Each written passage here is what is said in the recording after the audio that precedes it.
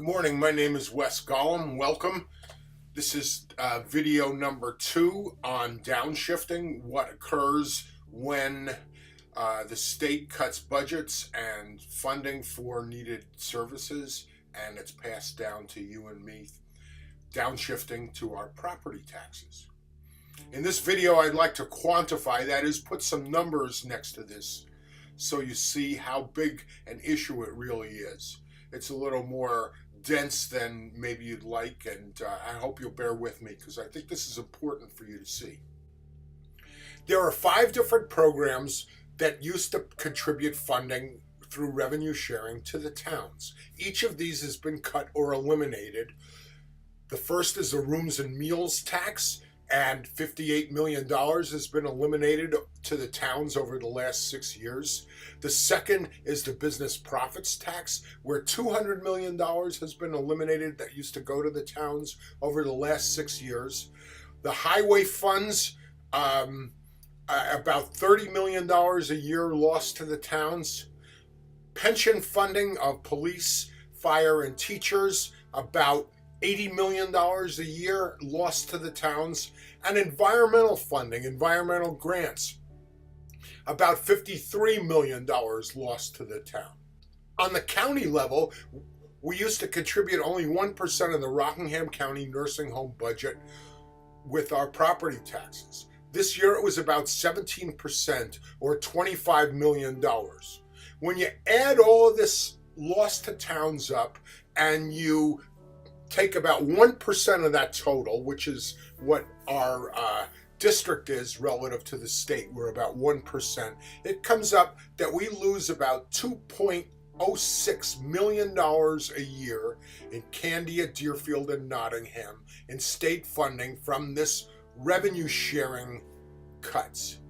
As a result, most of that comes out of our property taxes, and we lose some in services. Want more details? Please continue watching. An interesting historical footnote.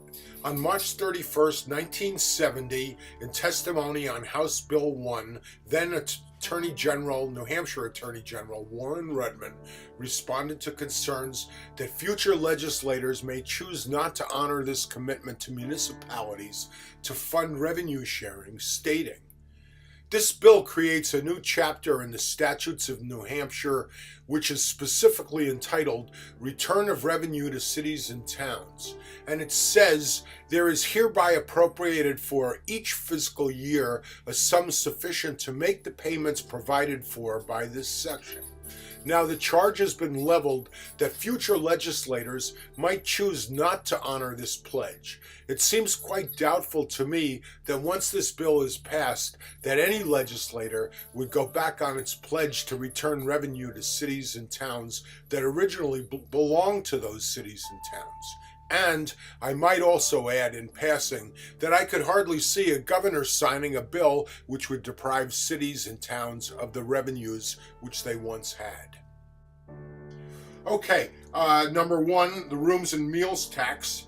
The legislation passed in 1967 called for revenue sharing. It called for the state to get 60% and the towns to get 40% of the rooms and meals tax, which is the tax that's paid when we go out to eat or when tourists come and stay at hotels and whatnot. In 2010, that was cut from 40% to the towns to 24% to the towns. And between 2010 and 2017, the towns have lost, municipalities in the state have lost about $58 million due to that cut from 40% to 24%. Another example of revenue sharing that was rated is the business profits tax. The business profits tax was enacted in 1969 and called for revenue sharing. By 1999, the state was sharing $47 million annually with the towns. In 2010, the adequate funding decision came down from the Supreme Court saying that the state must provide adequate funding for education.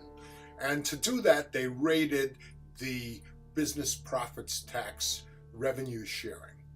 They dropped the amount from $47 million to $25 million annually and took $22 million to pay for the education adequate funding needs. So between 2010 and 2017, the loss to municipalities across the state was about $200 million. Next, let's consider the police, fire, and teacher pensions. The state paid a portion of this pension from 1977 to 2008. They paid 35%. In 2009, they paid 30%. 2010, 25%. And after that, they've paid nothing. Meanwhile, the cost to towns in 2003 was about $88 million. And in 2015, the cost for these pensions to towns was $381 million. The loss to the towns in 2016 alone, from that 35% that the state no longer pays, was about $80 million. Next, let's talk about highway funding. In 2012, the legislature repealed a vehicle registration surcharge at a loss to the towns of $30 million a year between 2013 and 2015. Nursing home funding. In 1998, the county nursing homes got about 1% of their budget from property taxes.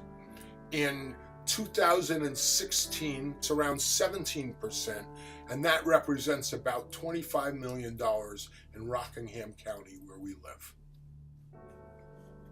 Motor vehicle registration. This is small potatoes, I suppose, compared to some of the others.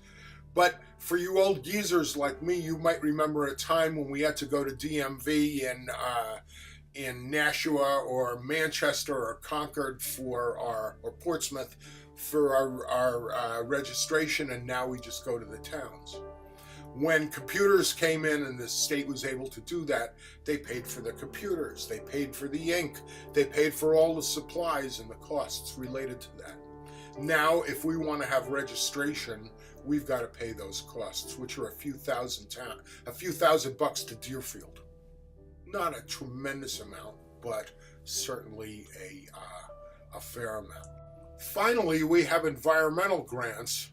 These are funds that the state pays to the towns in the form of grants to mitigate environmental problems and to build wastewater treatment plants, for example.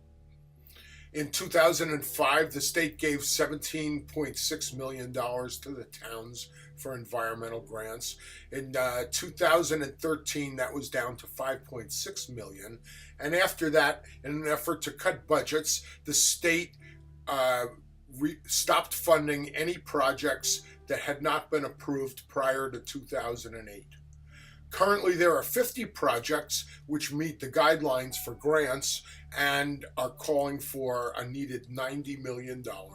And currently, the loss to municipalities in this year was $53 million. So now we have two different effects from this cut. In this case, it's both money to the town and infrastructure. But this isn't the only example of how our infrastructure is declining because of lack of state funding. Currently, 20% of the state's bridges are red listed, which means they're in poor condition, critically deficient, and or functionally obsolete. School building. In 2008, the legislature passed a moratorium on school building aid, which limited any funding for anything after that time, after 2008, until 2040, when the current bond is paid off. The courts have required adequate education. Can this be accomplished with no new school construction for another 24 years? And furthermore, I want to ask you a question. Do you think this is correct? Do you think this is right? I'll tell you that I got a pretty decent education, public education. It wasn't perfect, but it was pretty decent because people paid forward. Now let's consider a category which we'll call loss of services to individuals. And let's start with our colleges. UNH is the most expensive in-state tuition in the nation. Community College System of New Hampshire is the second most expensive in the nation. In-state tuition at UNH has doubled since 2006. This is because of underfunding. Mental health services. One major mental health agency reports an increase in 12% rise in clients, a 9% drop in funding per clients since 2013. That's what the state pays to reimburse them. The wait time for an adolescent with a mental health crisis has gone from about 4 hours to as much as 14 days. Can you imagine having a child with a mental health crisis sitting in the emergency room for 2 weeks waiting for a bed? The drug crisis. Here's an area that we didn't count on in our budgeting, but it's here whether we like it or not. Representatives from the No New Taxes crowd have opposed bipartisan legislation to deal with the drug crisis. As a result, it hasn't been passed. The courts, because of lack of funding, courts have shrunk their services, fewer judges, fewer trials, fewer jury trials. Some courts are closed more than they were. To summarize, state aid to towns has dropped 25% over the last 10 years. The increase to our district and how much we had to pay to the state due to downshifting between 2015 and 2016 was more than $360,000. So the towns lose funding, our infrastructure declines, and services citizens need are denied. They're just not funded. Let me ask you a question. Is this what you want? Is this the way you think things should be proceeding? I know our country's more polarized than it has been since the Civil War, but we need to have a conversation about the nature of what we want, what our government is going forward. Should government be an instrument of good, or is it every man for himself? Is basic self-interest our resting post? You see, I'm running because I think we could do better. I think it's in our DNA. I think our tradition, my grandparents wanted better for my parents as my parents wanted better for me, and I do for my children. But we have to talk to each other to make this happen. We have to have an honest conversation, in this case, about the nature of funding our government. What's coming in and what's going out. I worked for the state for 17 years, and I'm here to tell you that there is waste there. But I'm also here to say that what you see before you, what you see previously, isn't getting at that waste. And it's not getting at the corruption or the people who are dodging the system and not working. I can also tell you I believe there's ways of growing the state's economy sustainably, and with that growing economy will come an increase in revenues. To be honest, I've never looked at all the details before, but I don't know if cutting waste and growing the state's revenues will be enough. And I don't know what else we should do, but we need to talk and we need to look at it. And for those of you who will jump to conclusions, I want to tell you that there's no hidden message here that I'm in favor of a broad-based tax, because I'm not. I don't know what we should do, but I think we need to have an honest conversation about how we move forward in a sustainable manner.